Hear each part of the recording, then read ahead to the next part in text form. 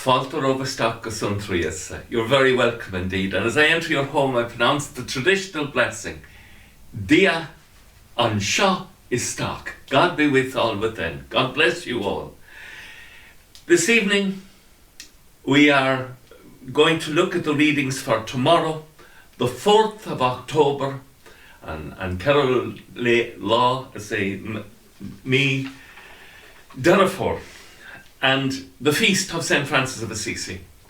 Now here is an image of the earliest known picture of St. Francis. This is actually what we believe St. Francis really looked like. So there you are now.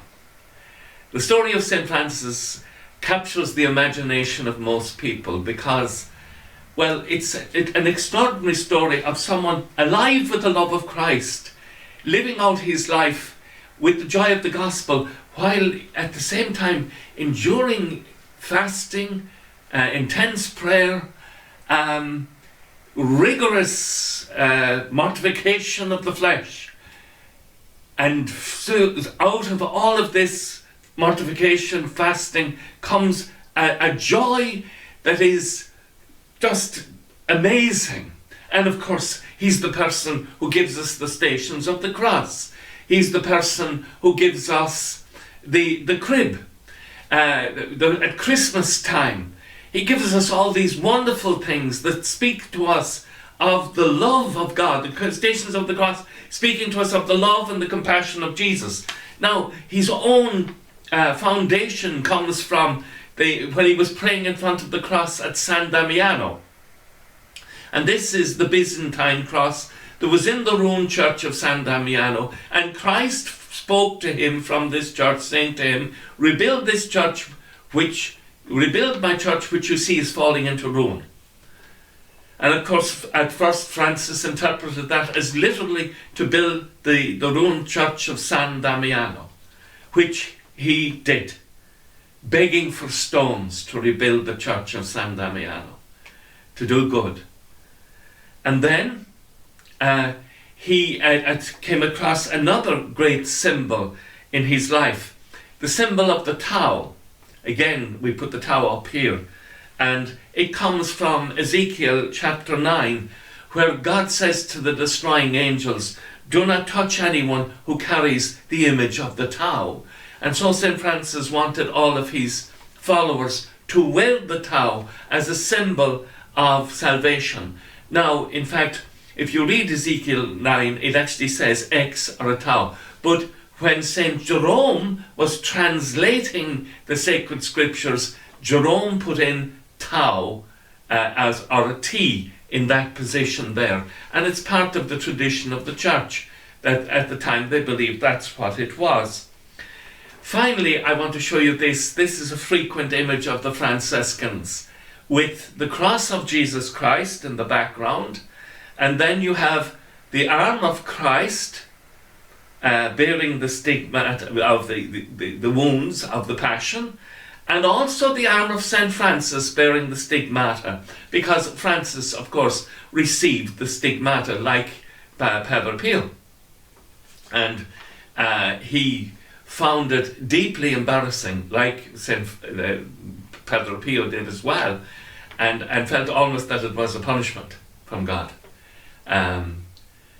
But, you know, Francis, when he's dying, he goes into a mystical experience of the wonder of God.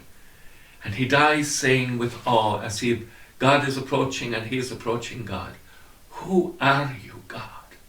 The wonder of it. And that Francis has discovered who he is in relationship to God.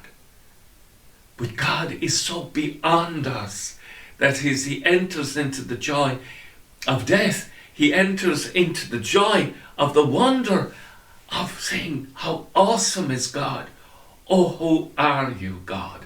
A little bit like St. Michael we've just been celebrating, saying, who is like God? St. Francis dies saying, oh, who are you? You're so wonderful, so beautiful, so magnificent. The readings tomorrow, Jonah chapter 1 to 2, verses from chapter 1 verses and a number of verses in which Jonah, unsure of who he is, doesn't want to do what God is asking him to do. He doesn't want to go and preach to the Ninevites. So he tries to escape. And in the suffering of the storm, something happens to him. Because when the sailors say to him, and they say to him, tell us, they get suspicious of him. Things are going wrong. They're saying, we better find out who's to blame here. Tell us, what's your business? Where do you come from? What's your country? And what's your nationality? Now, he's been running away from who he is. And as in today's second reading, Christ was made perfect through suffering. And the mystery has happened in the suffering of the storm, because Jonah is able to say, I am a Hebrew, and I worship the Lord, the God of the heavens, who made the sea and the land.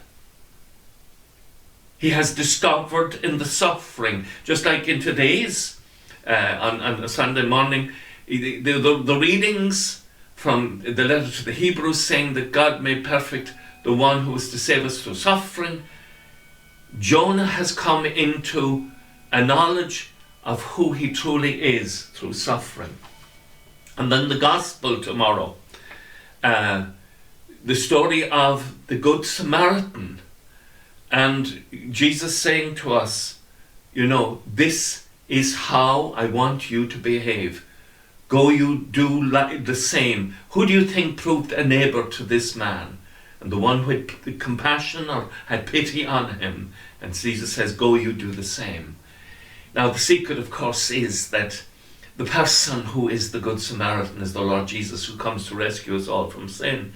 And Jesus literally wants us to be the same and to live with the same kind of love and compassion as he lives, which is the love and the compassion of the eternal Father. And we see the love and the compassion of the eternal Father in the story of the Good Samaritan. And this is how the Lord wants us to relate to one another. And this is what Francis did in his life. And this is why Francis is remembered so much, that he loved with the love of God. Even though he was living a life of intense fasting and penitence and extraordinary prayer, what radiates to people is that he's alive with the love of God. And all penance and love is motivated in Francis's life by his profound love of God. Hope you have a lovely evening, good night's rest, and that we'll wake in the morning with the praise of God on our hearts and our lips. Slán agus banadé arif go fól, agus manadí ala cóch the shiv ahar mach agus spirit nev. Amen. Slán go fól. Bye for now.